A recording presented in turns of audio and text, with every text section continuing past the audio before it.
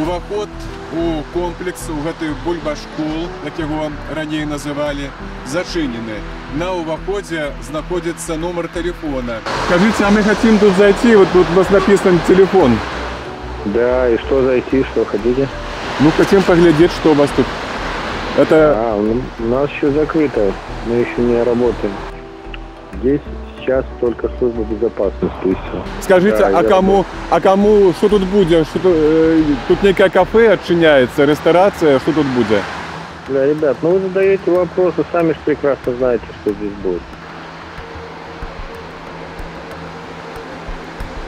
Я не даю комментариев по этим вопросам. До свидания.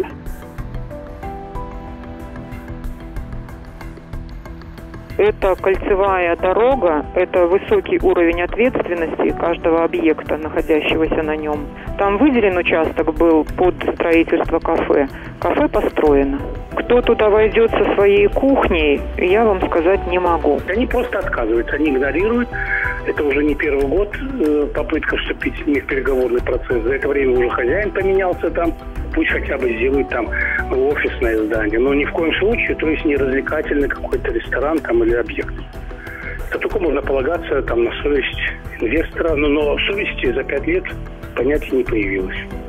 Ну, проблема же должна решиться, потому что если не откроют, то будет вариант, как февральское противостояние в прошлом году.